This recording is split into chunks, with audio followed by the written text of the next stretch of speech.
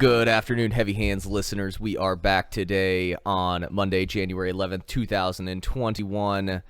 Eric Williams free today. Fuck Darth Airhawk. I'm Noah Hellhake here with Hunter the Shark Vaughn. How are you doing today, sir? I'm good, man. I just got off work. It's a nice day today. January, it's not too cold. It's like 35, so it's better than 10 degrees like it normally is. It's a beautiful day today. I should be working outside, but instead I'm going to piss my life away in my basement studio here with my buddies. Yes, sir. Yes, sir. But we have coffee. Whiskey coffee. Whiskey coffee, Not actually. whiskey and coffee. Whiskey coffee. Whiskey infused. Anyway. Housekeeping. YouTube.com/heavyhandspodcast. Instagram.com or however. Heavy Hands Podcast. Twitter. HH Podcast. Just maybe. Spotify today. Just maybe. Stay tuned. Maybe. It's kind of a pain in the ass to upload a video podcast to Spotify. They don't really want to do that shit for free. You know, if we were just audio, for sure, already be up there. But we're not, because we're tryhards. So, anyway, so I had the last of my Christmas miracle event last week with my dad. Fucking 18 weeks of Christmas, it felt like. So we get there, and he says, hey, no, I watched your podcast. I don't know who the fuck this guy is with his denim jacket.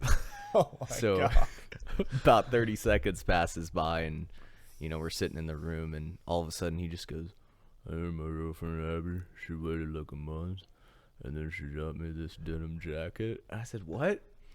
And at first I didn't catch on because he was mumbling it. He goes, "Oh, nothing." So maybe like another 2-3 minutes passes, and he goes, "I didn't think she was going to get it for me." And then all of a sudden, she showed up with a denim jacket. And I realized he was trolling the fuck out of you on the first podcast. Damn. So we have haters already.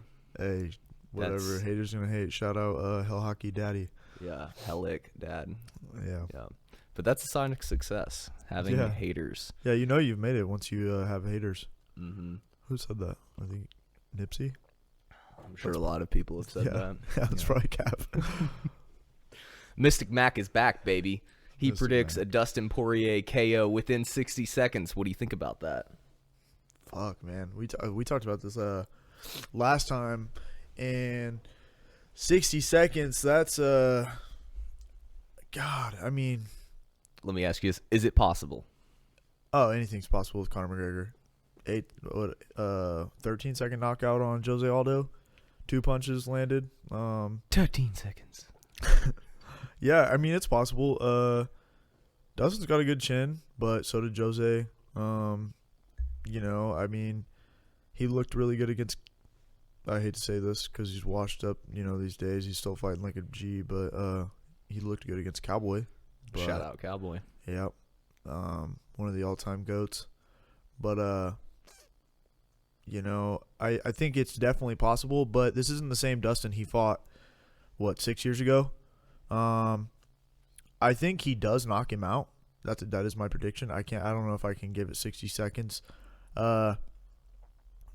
First, second round, maybe third, but I think the longer the fight goes, it's more in favor of Dustin because Dustin doesn't throw only haymakers like Conor does. Conor throws nothing but fucking bombs, and Dustin is more of a precision-based boxer. So he doesn't need to throw a lot of those punches. He throws arm punches a lot, just light. You could feel them, but they're not nothing that's gonna knock you out. He uses volume, right? He uses volume to stop people. Like Gaethje, he clipped him and then he just used volume to finish the fight. Which I don't know. Gaethje sometimes has a good chin. Eddie Alvarez, volume. Man. Okay, do you see that being troublesome? And if not, what conclusion can you draw? What evidence do you have to say that volume striking could be problematic for Conor? I kind of already know what I want you to say, but I'm just curious who's the other volume striker that we've seen Conor face? Diaz. and he had trouble in both of Yeah. those fights. Diaz almost. I mean, that was what I was thinking, but I mean, Diaz is not even though he trains boxing, but I'd say outside of excuse me, jiu-jitsu, he's predominantly a boxer. yeah, He doesn't throw a lot of kicks. yeah, he throws these wild, like weird ass leg kicks that are, not. He's not Edson Barboza, Yeah. But either way, he's not Dustin Poirier, and this is also, what does Ariel Helwani call it? Like a fight theory, like.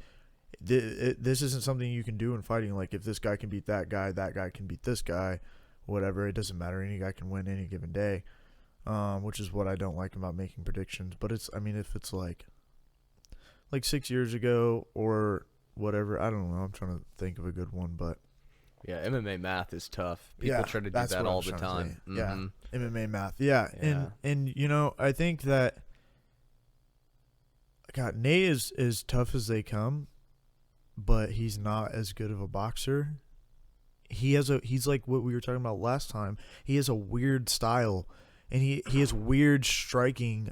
Shout out Landon Farmer. His awkward striking, like throws punches from weird angles that connect, and so I think that's like why he has success with striking, not because he's exceptional at boxing or anything like that, or even kickboxing or whatever. He just has this awkward style, and not to mention he has like a super long reach for being 170, 155. They fought at 155 right the first time, and the second time was 170. Both 170. Were they both the 170? Diaz fights, yeah. Okay. But that doesn't really mean anything. That's like Connor and Cowboy fighting at 70. They just didn't want to cut weight. Yeah. And but yeah, that's what I'm saying. He has a super long reach. Like, he's not John Jones, or is he? But for his weight class, he has an exceptional reach advantage. Gonna be hard to look good against him, no matter what. It's kind of what you're saying. Yeah, Diaz. Yeah, he's just one of those guys that in what fight has he ever been in that hasn't been a fucking banger? Diaz is always in good ass fights, puts on a good show, and it's not because he's not a great fighter. First of all, he's a very successful BJJ black belt, but he has a hell of a chin. He always bleeds. Those are two things that the crowd loves, and he will stand there and throw with you. And I think that he has, like I said, that success because he has an awkward style. And just speaking from experience, like, guys with, like, even if somebody, like, just comes to the gym, a brand new guy, like, he might give you trouble just because he has an awkward style and you're used to fighting guys who are, like, very technical and by the book. And then somebody walks in and they have, like, this street fight style, and it's just, like, you keep getting caught and you're like, what the hell? Like, it's happened to me before, so I think that's... Kent Masters, shout out Kent. Holy shit, that guy is difficult to spar. For those who don't know, he's just our guy at our gym. He's one of the most in shape. He's an athlete. He's one of the most in shape athletes I've ever seen. But he has a very awkward style. He throws a lot of shit from the side. His front foot is predominantly turned sideways. Yeah, a lot of crazy kicks. Yeah, hands from the hips. I mean, and with this guy, he only has less than a year of MMA experience, and he makes guys who have 5+ years just look decent because he's so hard to deal with. Yeah. Well, I'm excited. I'm very excited for it, and that's my opinion. Just on Nate, I think Connor eats a lot of punches in this fight, but I don't think, like, Poirier just does not hit hard enough, and I love him.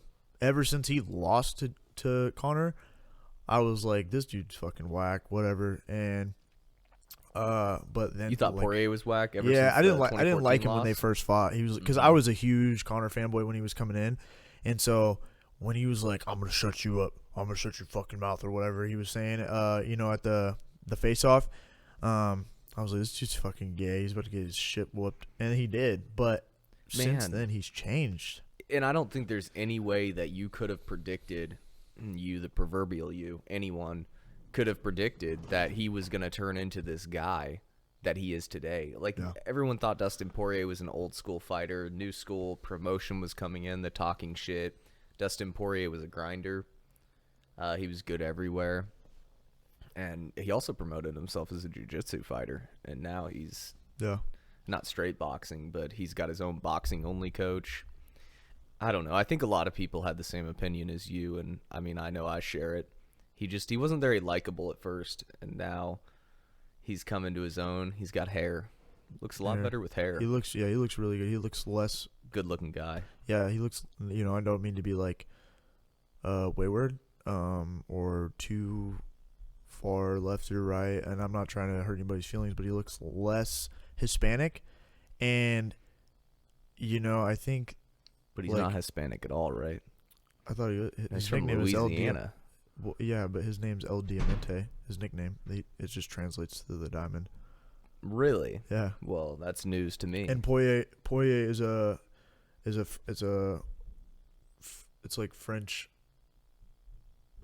What is the fucking word I'm thinking of? Like what most of the people in Louisiana are. It's like French Spaniard or something like that. I was probably also talking out of my ass, but we'll have to look that up. Yeah. I had no fucking idea that he was possibly Hispanic or Mexican. Yeah, that's like on his Twitter, like it says hashtag El Diamante. Whoa. And wow, I don't know why that's just super news to me today. Yeah. But that's cool. So, and I mean, with a shaved head, he looks like super Mexican. Kind of got that Mexican style too, or Hispanic. Excuse me, guys. But and I don't mean to be rude, not to say that Hispanic people are not attractive, but I think like the clean cut look. Yeah, I'm turning this into a race thing, and that's not what I mean at all. Like the clean cut look with the hair, and you know what I'm saying? Like he just looks clean and not like a grunge fighters fighting somebody's backyard. He doesn't look like a 2005 MMA fighter, which he Yes. did prior to the Conor. Bald head, long shorts, a bunch of fucking sponsors on the shorts. Yeah.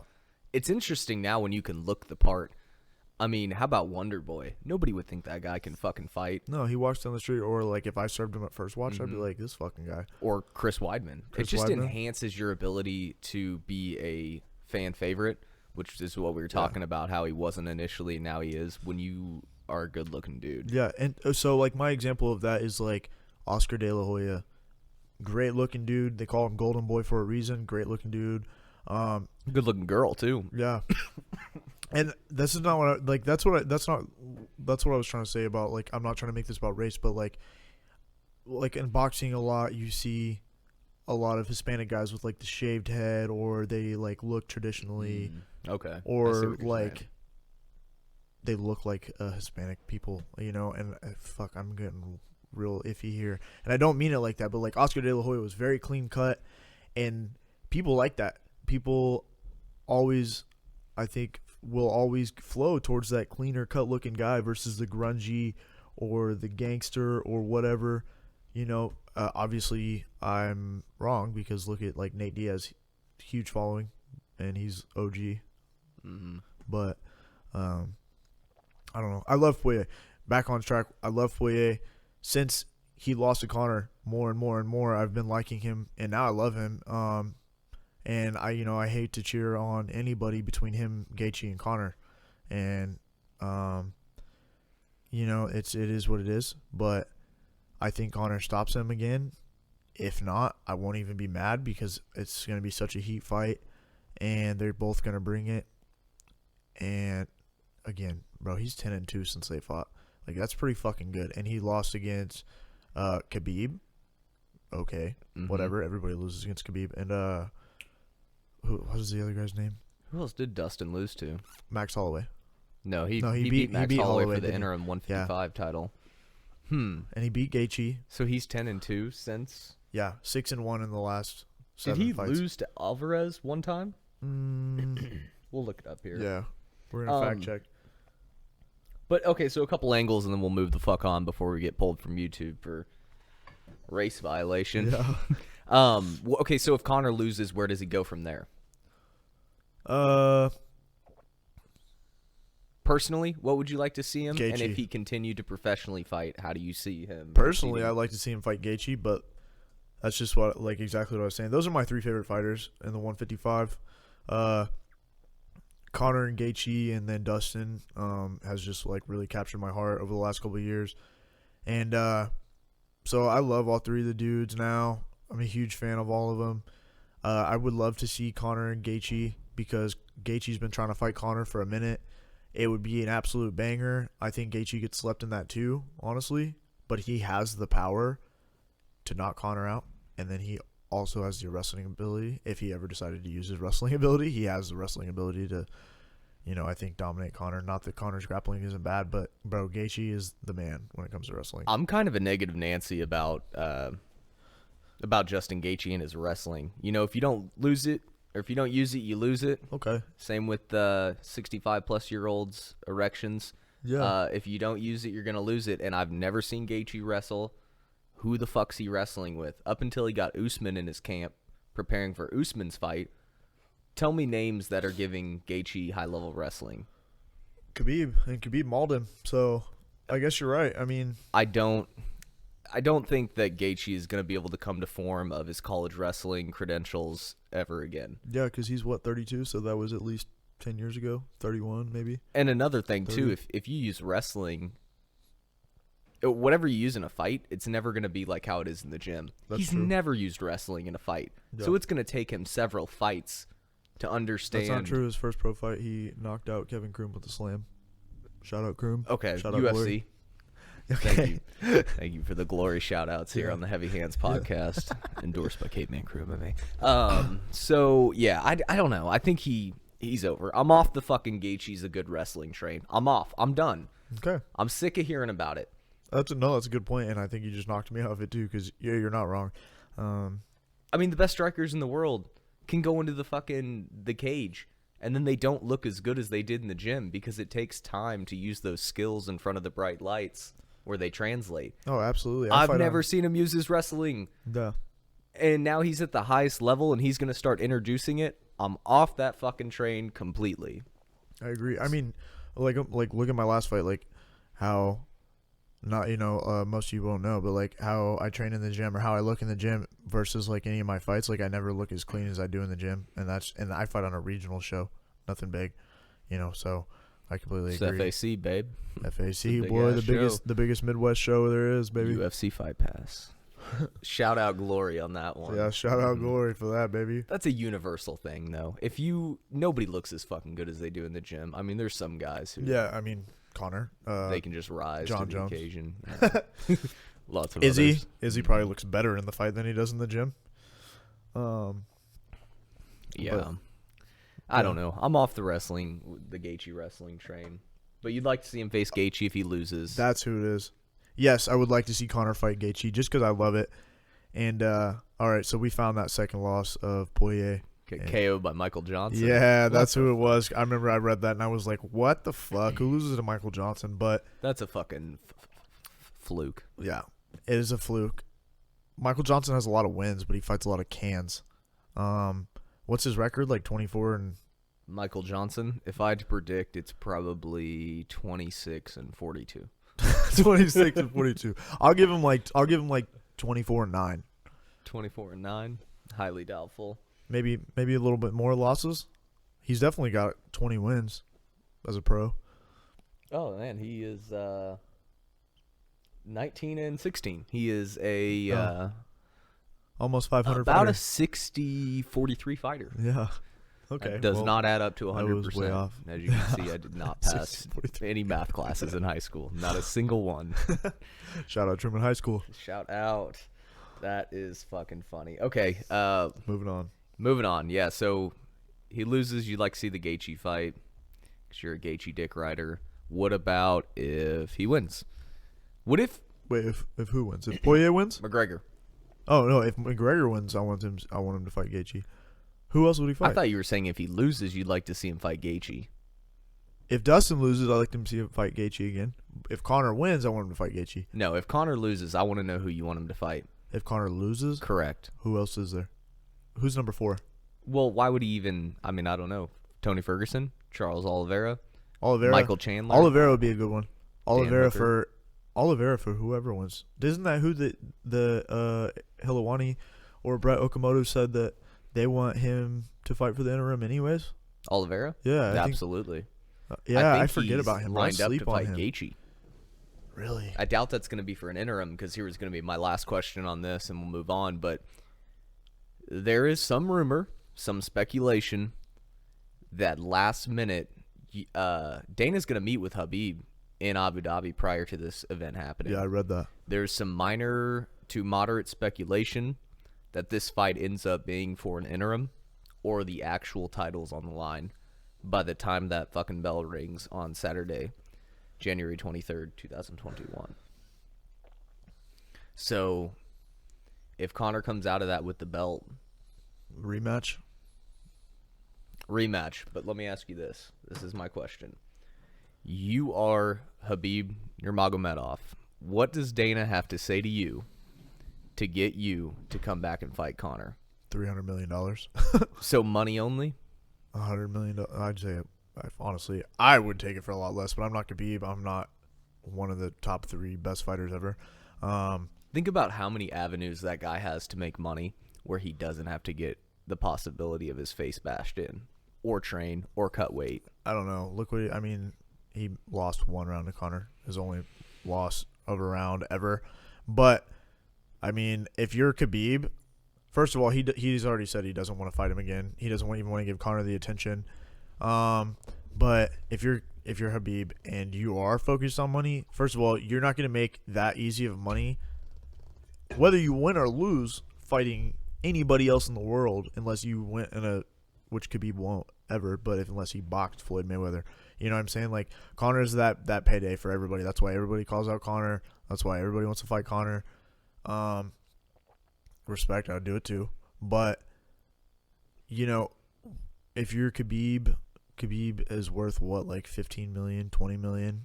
It's got to be more than that. He just got paid $10 million for the last fight against Gaethje.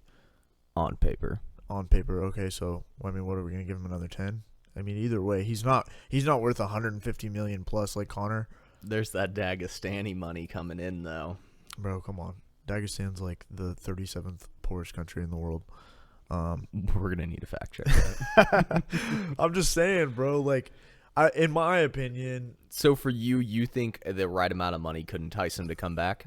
I'm speaking personally, bro. I mean, like, for one, you already beat him, and you shit on him. You choked him out in the second. What was it? No, it was 4th round. Fourth round. But either way, he was still dogging him the whole fight, except for Conor winning every round. Did you? Fuck no. Yeah, I was like, bro, what? Just being funny. Conor Dick Rider fanboys. Yeah. I love Conor, and he fucking got shit on. What round did he even win? First, second? I think it was the second that he won. Conor? Yeah. He lost the first, barely. I mean, not barely, but he just got controlled at 10-9. Yeah. I'd say the second, he got fucked up. There's speculation that he won the third and maybe the fourth. Yeah. It just kind of depends. And then he got choked out in the fourth anyway, so. So obviously he didn't win the fourth, but primarily most I remember I was like, let's go, because I was super hyped, and then I was like, no. He was gassed, but he was landing. Yeah. I want to see the fight again, and I want to see Conor not we all want to see it again. Yeah. Or at least every Conor fan wants to see it again. Every Khabib fan's like, why? Fuck. And that's what I'm saying. Like, if you're Khabib, I see why Khabib's like, because he hates him, first of all. Conor said all that shit, and then Khabib shit on him. I guess it was a good fight. But he won 3 out of 4 rounds, then just submitted him. That's a finish. And so, I get why Khabib is like, no, I don't want to give him the time of day. But why would you not? It's easy money. You have lost only 1 round of your whole fight. Go back and prove that you can dominate him even more, if you can. And then get a huge payday. But I'm all about the money. I love that idea of having those big paydays. And Khabib is not like that. Khabib's a very, spiritual, humble person. Doesn't care about it. He just cared about being the best. And that's why he's the best. Because the people, there's, Floyd Mayweather. And then everyone else in the world who cares about money. And all those other people in the world that are athletes that are, chasing money and don't get paid. You know what I'm saying? You got to care about being the best of the best. And yeah, which he is. And, I think that the amount of extra cement that you can add to your legacy with a 30-0 tag rather than a 29-0 tag. You got to come back for the 30. You have to come back in 30. I heard something, shout out Morning Combat Podcast, something I didn't even think of. What about if they offered him something, and they said if they signed his friends, but he runs Eagles MMA. I bet you Habib is such a stand-up fucking guy. I bet you if Dana said, hey, I'm going to give every person with a winning record in Eagles MMA an opportunity to try out for Contender, to me, that's the route you go if you're Dana White. God, you try to figure out something like that. You say, hey, I'm going to put Eagles MMA on Fight Pass for you. Sure, it probably already is. But that's the route I'd go if I was Dana White. I'd try to do something like that. You have to entice him to come back. But the thing is, he all that shit I'm saying, he's not about the money, you know? So you're right. And he doesn't even have to make a decision until after Saturday night. Yeah. So if Dana's having this meeting before, Khabib can play hard to fucking get because he knows that it doesn't even fucking matter until after Saturday night. Dana will give him the world for that fight, too, because it's only going to make the UFC so much money. Mm-hmm. Okay, last question about this, and then I swear we'll move on from the Connor Dick writing segment. There's been some rumor, some minor to moderate speculation that there is a possibility of the title getting put on the line. There's going to be a meeting in Abu Dhabi with Khabib. Title between Dustin and Connor, right? Correct. And that meeting could happen prior to Saturday, January 23rd. And if Khabib gives up the title, do you have any problem with them putting that title on the line? Khabib already gave it up. He already released the title. Is this news as of today? No, I thought this was like after the Gaethje fight, like 3 No, days he later. still he holds released the it? title. Oh. Yep. He tried to give it up. Dana said no. Yeah, okay. So, I mean, do you think For it an interim impacts belt, the fight? I think the interim thing is so fucking dumb. Maybe it raises your pay, and that's cool. But, like, it's so dumb. It's like what Izzy, or Gaethje said. He was like, whenever he put the belt down after beating Tony, he was like, you're not the champ when you're the interim belt. He was like, but what if it's for the vacant belt, the real belt? If they come out, if like Khabib loses, like he relinquishes it. If he gives up the belt and 3 hours before the fight, Dana comes out on Twitter and says, hey, it's for the belt. Do you have a problem with it? Do you see it impacting the fight at all? Do you see it impacting the sales of the pay-per-view at all? If it's 3 hours before the fight, no, I don't see it impacting the sales. I think that the fight is going to be fucking sold astronomically anyways. Every Conor fight is already. And then I don't know. I almost think it's dumb. Like, it's kind of like, I don't want him to say anything about Conor fighting Khabib. What are they going to say? The winner of this fight will fight Khabib, face Khabib in a rematch, you know? That would have to be a later thing, because otherwise why would he even release the belt, you know? So I feel like if he does release the belt, then the fight won't happen. You know what I'm saying? But it doesn't do anything for you, though, for them to come out a week, 3 days, 3 hours ahead of time. No, because put the belt on the line. No, no, because this fight's already huge for me and for a lot of people because it's Conor McGregor and then Dustin Poirier. So I think the rematch sold itself. I think the belt is an obvious thing that's coming for whoever wins this fight. And then if not, if they do it before, then that's cool too. But like I think it's just like a dumb selling point if they're gonna try to play Khabib into any of this. So yeah, it's not gonna change anything. Not for you personally. No. I don't think it will for a lot of people because who gives a fuck? Like, we're already going to watch the fight, and millions of people already want to see the fight. So the belt's not going to change much. It might change Dustin or Conor's behavior. It might hype him up a little bit more. I don't think it would really affect Conor. If anything, it'll affect Dustin a little bit more because he'll be excited to try to get that belt and have the chance, and then he might fuck up or perform well. But I'm with you. I think it may or may not increase casual sales. I don't see it affecting my mentality, my excitement, my hype going into it, and I don't see it improving or doing anything more for even anyone who remotely watches UFC. They know how bullshit interims are, and they know how bullshit it will be if it's just a vacant title. Because if it is, it's just because Habib gave it up. And so what I was going to say is, in my opinion, the belt is already like up for grabs. Because like I already thought Khabib already relinquished it, but I mean, dude, if you want to retire, go away.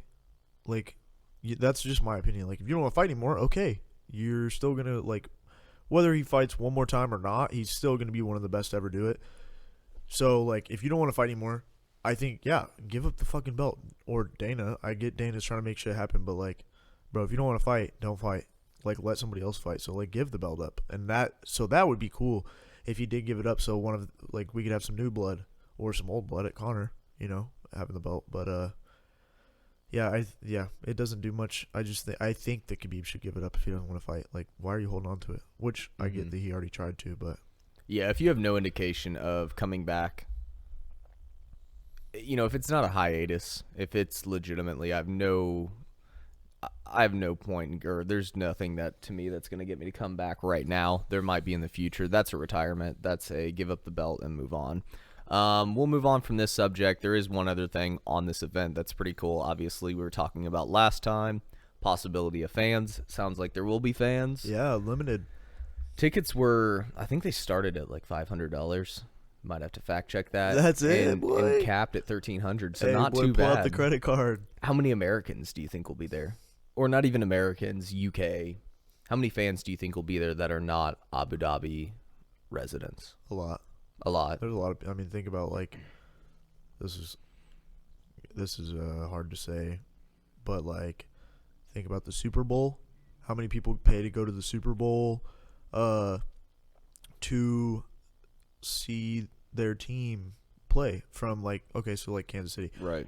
Like it was like what, like $2,000 to get a nosebleed seat at the Super Bowl or something. It might be more, but people pay the plane ticket, the hotel fees to go to Super Bowl week. Then they pay the $2,000 ticket to watch the Super Bowl, and this is an international event. Also, quoting Conor, we don't come to take part, we come to take over. Think about how many of the Irish fans he always has fly from fucking Ireland or all over the world to come see him. So that's a huge point. I think that if they haven't already, when they release the ticket sales, sold out. It's already sold out. Oh yeah, I was just saying. Yeah, there's no way it's not sold out instantly. Yeah, I think it's gonna be, if not Americans, it's gonna be all Conor fans. Mm-hmm. Expensive event to get to stay at. I can't imagine what a fucking hotel in Abu Dhabi cost. My mom's been to Abu Dhabi. Really? Yeah, when she goes to Iraq.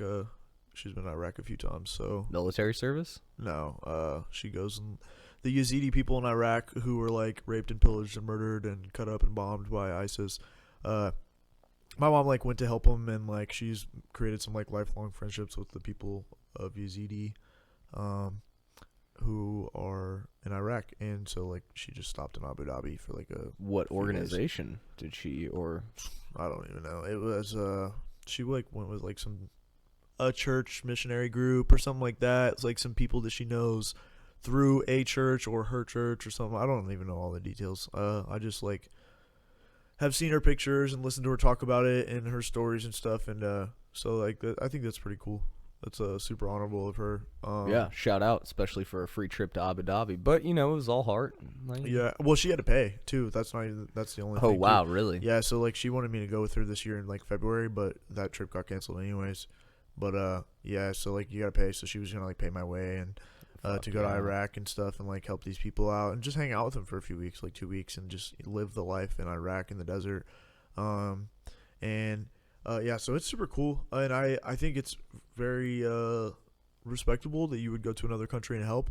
But my thing with like people who go to other countries and help is, what the fuck is your problem? Our country has its own problems. Why don't you stay here and help our country? Like if you want to help people out, there's thousands of homeless people outside. I agree. Yeah, I think that. I think you're right. You hit that one on the head. Yeah, I mean it's cool to like go to the other country, and I think that's the big thing is like people want to travel. Right. But that's just like, look out your window. There's shit all over. I'm not going to go as far as you go to say that they need to stay here or that they're pieces of shit. Not that you said that, but yeah. I see what you're saying. There's plenty of problems here, and there's plenty of shit you can do here if you have the money to go to another country to help out. Yeah. I know mission trips raise tens of thousands of dollars to go out and help build fucking churches in Puerto Rico and shit. Yeah. And like, do we really need a $100,000 church in Puerto Rico, or do we need to help some people here? Or just give them that money. Like, I don't think they need a church, but... Bro, there's been a homeless dude in my apartment because it's so cold outside. So, like, I live on the 3rd floor of an apartment building. with me and my girl Abby and our 1.5-year-old daughter. And I'm walking up the stairs on my phone one day. 2 days ago, I'm walking up the stairs on my phone, and I almost trip over this guy who's sleeping on our stairs. No fucking way. 3rd floor, and our stairs are right here. Right. And he's sleeping on the stairs, and I'm like, whoa, my bad, bro. Like, excuse me. And he's like, oh, yeah, it's all good. And he's not much older than us if he's not our age. Did you talk to him? Yeah, 27, 28, 29. Like, So, I didn't sit there and bullshit with him. He's for sure homeless. He Well, just doesn't the first time not I interacted, shower. oh yeah, the first time I interacted with him, I was like, I almost tripped over him, so I just went around him and I turned around, and he has his hands in his sweatpants because he's freezing. He's in the stairs of an apartment building, and it's like 25 degrees outside at this time. So like, I'm like, oh dude, yeah, this guy's cold. Like, I don't even care. You know, I want him to be inside where it's warm. I'm not gonna bring him to my own house because I don't know this guy. I live in a rough area of Kansas City, so I'm not gonna risk it with a 1.5-year-old in my house. But I saw this guy had 2 backpacks. He's sitting in the stairs, freezing. So I come back outside and offer him a blanket. He says no. He says no, I'm fine, bro. It's cool.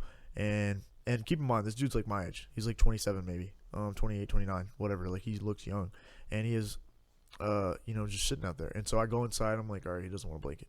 10 minutes later, I go back outside. I'm like, bro, are you sure you don't want a blanket? Like, I'll give you a blanket. Like, here it is. And he was like, no, it's fine.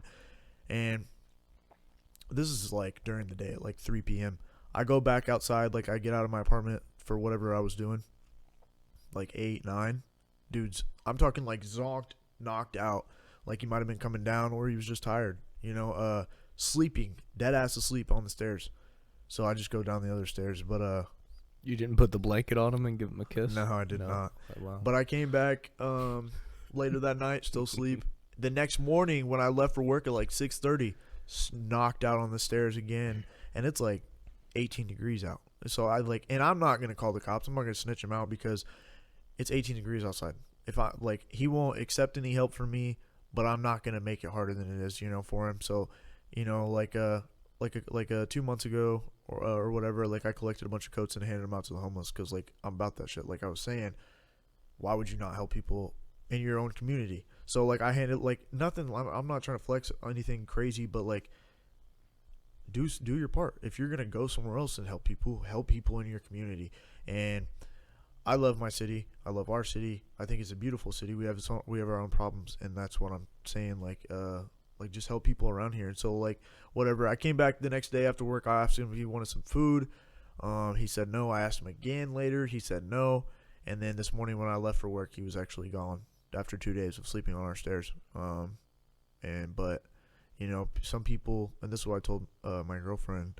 She was like, "Come on, just go give it to him." And I was like, no, like, I'm offering him help. If he doesn't want to take it, that's on him. I'm not going to force somebody because, it might be a pride thing. Maybe he just got kicked out. Maybe he's not like a real homeless person, but maybe he just has narcolepsy. Yeah. He's too tired to make it to his apartment. But yeah, dude, I'm just saying, like, I don't know. No, shout out that guy. Hope he's okay. Yeah, for sure. Shout out Heavy. For sure, give us a subscribe, though. YouTube.com/heavyhandspodcast. Yeah, shout out Heavy Hands Podcast. We're like Robin Hood. We steal from the rich, give to the poor. Imagine if people just took care of their own fucking city. Yeah. I mean, like America or all over the world, like, we'd be fine. And then once we fix our own problems, then it's time to go to, like, Haiti and, have a Black Hawk Down moment. I don't think it's like, why the fuck are we over there? I was in the military, and I'm thinking, like, the shit that, like, I was going to do, like, why are we over here? Like, why are we helping here? Like, I get we have the National Guard, but they don't fucking do anything. They sit around and fuck off.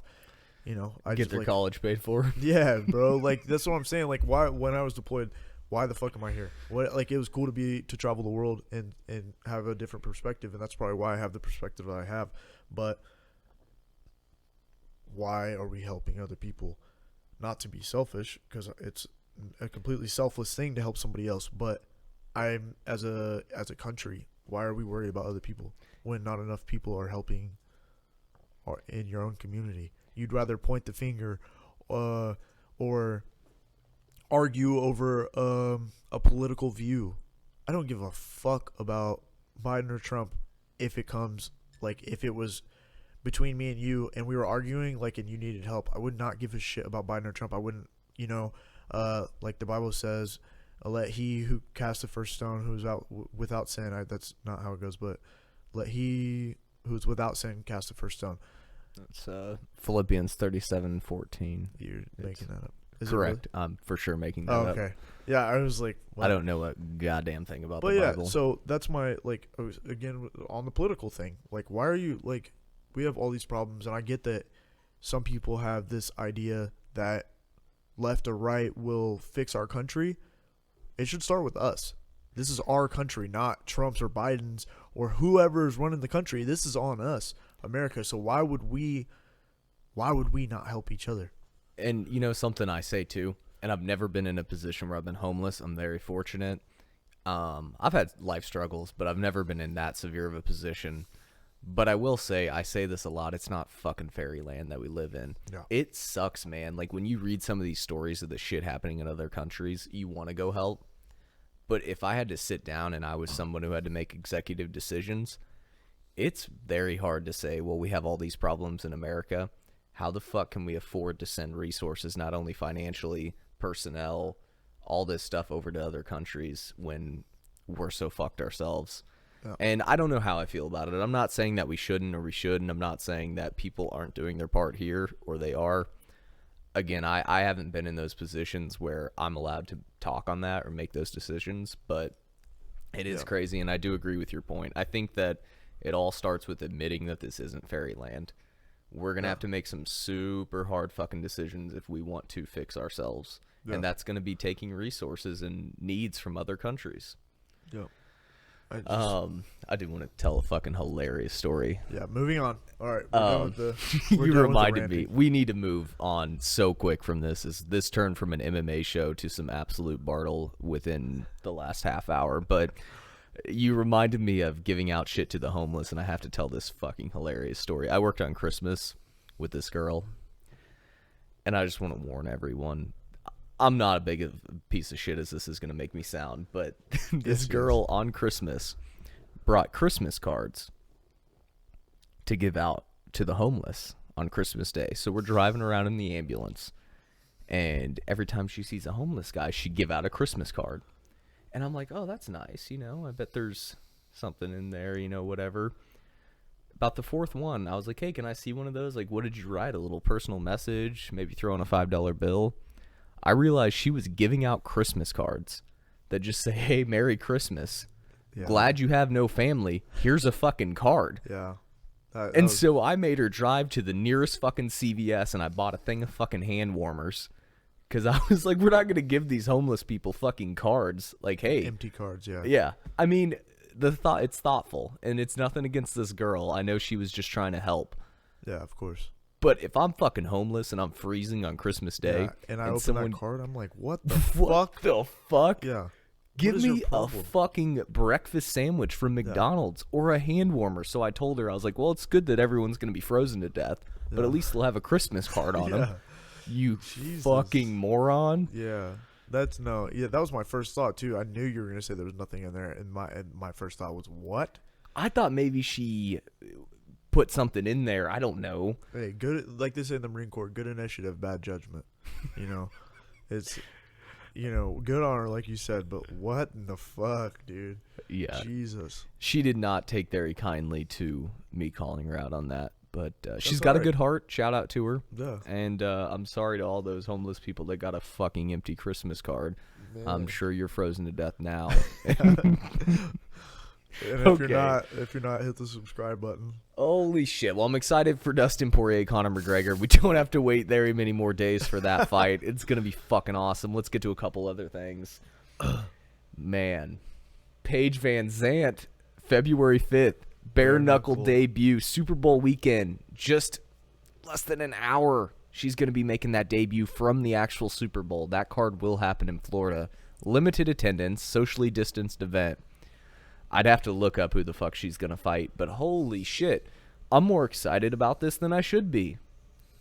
Nobody's going to watch it. An hour before the Super Bowl? No, it's an hour drive. So if you want to go down, you can watch her fight on Saturday, then drive to the Super Bowl.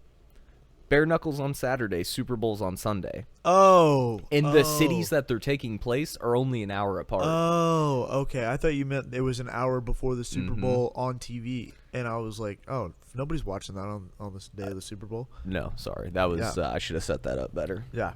No, yeah, that's dope. Because I am excited for her to do bare knuckle boxing. I think she's going to get fucked up.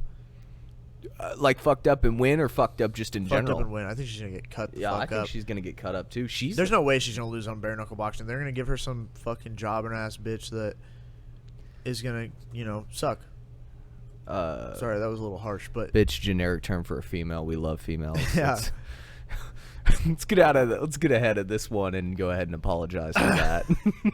Sorry, guys. You ever heard cuss like a sailor? Well, cuss like a Marine. You think they're gonna give her a girl that doesn't deserve to be in there? Yes, dude. It's Paige Van Zandt. She's gonna sell no matter what.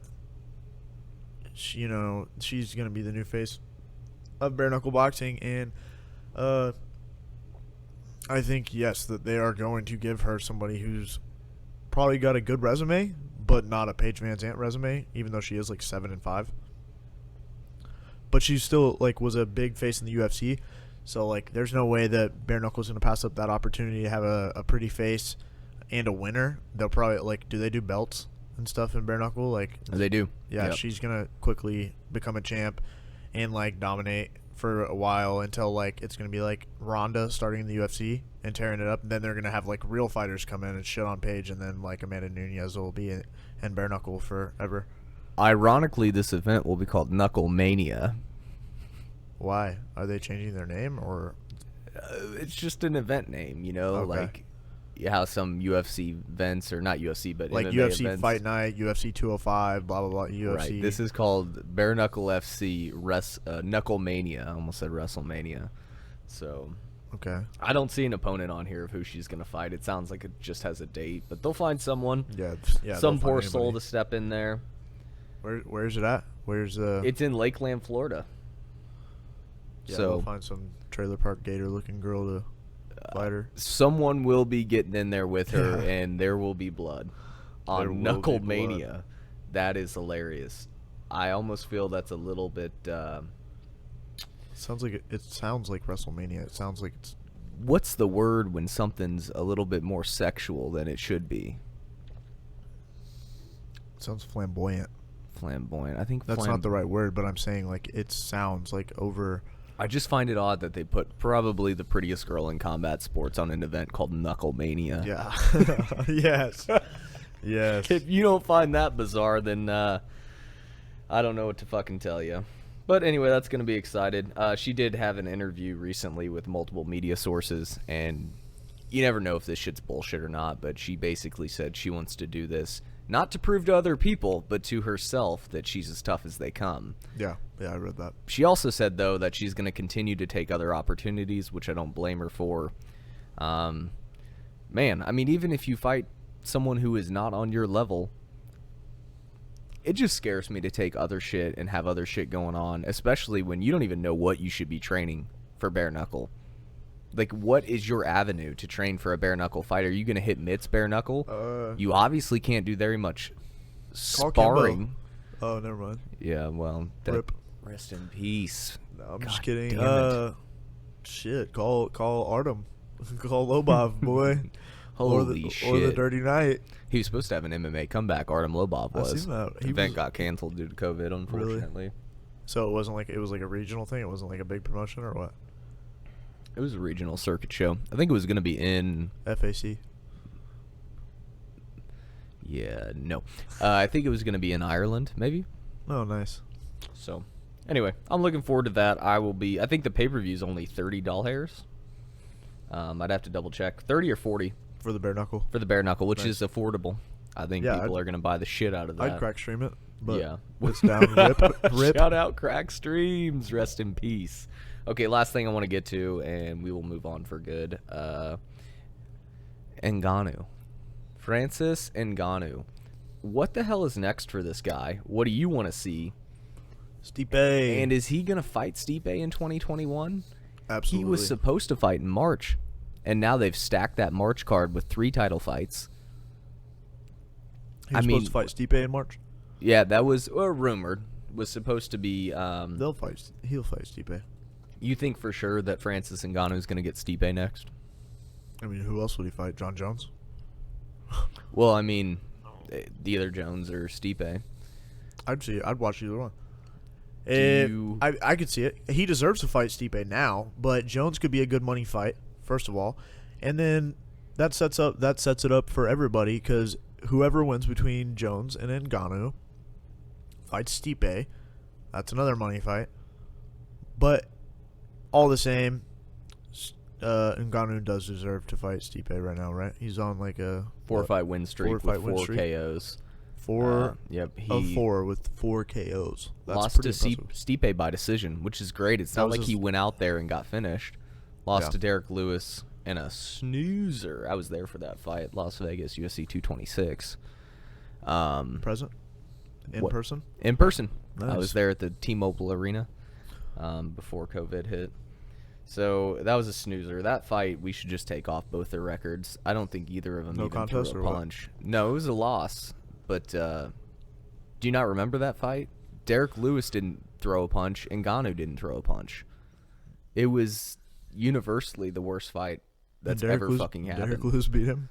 Yeah, by decision. That's crazy. It was a horrible fight. And then he beat Blades TKO, Cain Velasquez KO, JDS TKO, and Jairzinho Rozenstruik by KO. So God, none of those dudes are like that heat. His wins? Yeah. Blades is right up there with the best in the world. He could almost be. Yeah, Blades is raw, but I mean the other Jairzinho Rozenstruik, JDS. JDS is old, bro. Good wins though. He deserves it. Good names, good wins against some good names, but a 4 KO streak in the heavyweight division. That's. I feel like if you are a heavyweight, you should be knocking people out though, right? Right, but rarely do you see someone with that type of win streak in heavyweight. It's just it's so back and forth. Correct. The Beast. Yeah. So. Also, the best Instagram page there is. Yeah. He has quality content of. Derek Lewis' Instagram is the best fucking page on the internet. That's so true. If I were going to have someone that was new to Instagram, I'd be like, you have to follow 2 fucking people, David Goggins and Derek fucking Lewis. Yep. Next time you saw that person, they would be the fucking most fit, funniest person you've ever fucking seen. Very true. Mm-hmm. We rumored this fight last time. We can touch on this and be done with MMA news.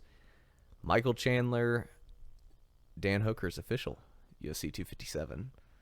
I'm almost more excited for that fight than the main event. Official prediction? Oh, that's so hard. Gun to the head. Official prediction. If you get it right, you live. If you get it wrong, you die. We're all gonna die. Hooker decision. Fuck, I got Chandler decision. Dude, it could go either way. I only think Hooker can win with a knockout. And that's totally possible. Yeah. But I think that he's either going to look fabulous, stop the takedowns, and get a knockout, or you're going to get Chandler, who's going to put the pressure on him, pace, and get a decision. God, dude. That's going to be such a banger. A good fight. I hope an incredible fight. Yeah. Good. It's a good test for Chandler coming into the UFC, and we'll see what Bellator's Finest has to offer us, I guess, right? So, yes, we sure will. The only other fight on that card is Mateus Nikolai versus To Be Determined. That's going to be a banger.